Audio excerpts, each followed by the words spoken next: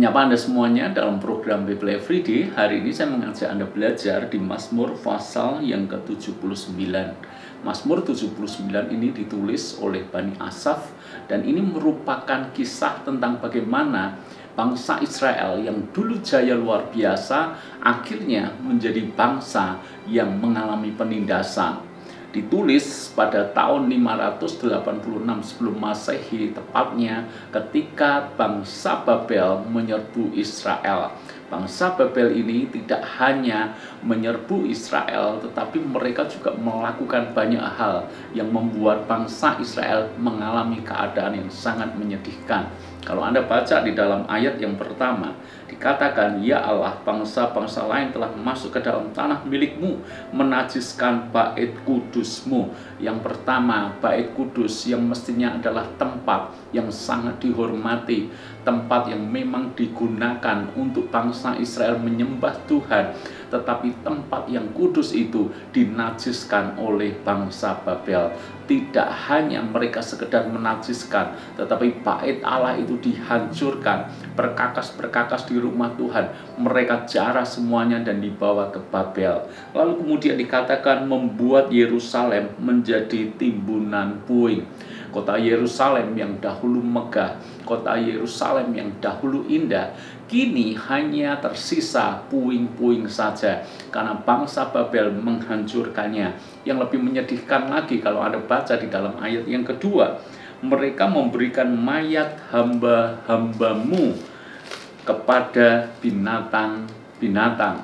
Jadi saudara-saudara, mereka menyerbu dan mereka membunuh, membantai umat Tuhan, membantai bangsa Israel dan memberikannya kepada burung-burung di udara sebagai makanan. Daging orang-orang yang kau kasih kepada binatang-binatang liar di bumi. Pada waktu itu memang terjadi pembantaian besar-besaran yang mana bangsa Israel dikalahkan. Ayat yang ketiga, mereka menumpahkan darah orang-orang itu seperti air sekeliling Yerusalem dan tidak ada yang menguburkan. Begitu banyaknya mayat bangsa Israel yang ada di sana sampai tidak ada lagi orang yang bisa menguburkan, dan dibiarkan mayat itu tergeletak begitu saja, dan darah orang-orang itu seperti air di sekeliling Yerusalem. Sungguh sebuah pemandangan yang sangat mengerikan. Sehingga yang terjadi berikutnya Anda temukan di dalam ayat yang keempat. Kami menjadi celah bagi tetangga-tetangga kami, menjadi olok-olok dan cemooh bagi orang-orang di sekeliling kami. Dulunya bangsa Israel adalah bangsa yang sangat disegani, bahkan bangsa yang sangat ditakuti. Mereka takut karena mereka sadar bahwa Allah Israel itu menyertai mereka, sehingga kemanapun mereka perang, mereka selalu menang. Bahkan di zaman Raja Salomo, semua bangsa memberikan upeti, tanda tunduk kepada bangsa Israel. Namun kejayaan Israel lenyap. Sebagai gantinya, mereka kini hanya menjadi celah, menjadi olok-olok buat orang-orang di sekeliling mereka. Kenapa hal yang menyedihkan ini terjadi? Kenapa hal yang sedemikian tragis terjadi kepada bangsa pilihan Allah sendiri? Bahkan Alkitab berkata, biji mata Allah sendiri. Bagaimana mungkin biji mata Allah bisa mengalami keadaan yang sangat terpuruk dan sangat menyedihkan? Jawabannya hanya satu, karena mereka berpaling dari Tuhan dan mereka hidup di dalam dosa. Kalau Anda baca di dalam ayat yang ke-8, janganlah perhitungkan kepada kami kesalahan nenek moyang kami. Kiranya rahmat-Mu segera menyongsong kami, sebab sudah sangat lemah kami. Tolonglah kami ya Allah penyelamat kami, demi kemuliaan nama-Mu. Lepaskan kami dan ampunilah dosa kami oleh karena nama-Mu. Asaf mengakui, menyadari bahwa hal yang buruk ini menimpa kepada bangsanya karena mereka sudah berpaling daripada Tuhan, menyembah ilah-ilah asing, dan mereka berdosa di hadapan Tuhan. Tidak hanya mereka, tetapi juga nenek moyang mereka. Dari generasi ke generasi, Tuhan menantikan waktu lamanya untuk terjadi sebuah pertobatan. Tetapi nyata-nyatanya pertobatan yang ditunggu-tunggu tidak kunjung terjadi.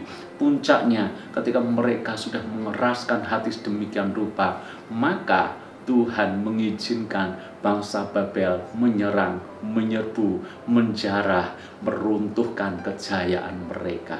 Apa yang kita bisa pelajari dari pasal ini? Hati-hati dengan yang namanya dosa. Jangan remehkan dosa. Dosa bisa membawa sebuah dampak yang sangat serius. Bukan hanya kepada kita yang melakukannya, tetapi juga bisa kepada anak cucu kita. Bahkan bisa kepada generasi yang pertama hingga yang keempat. Demikianlah kata firman Tuhan. Jadi jangan berpikir pendek untuk kesenangan kita sesaat. Senangnya sesaat, tapi dampaknya bisa sedemikian panjang. Karena itu saudara-saudara, jangan pernah kompromi dengan yang namanya dosa.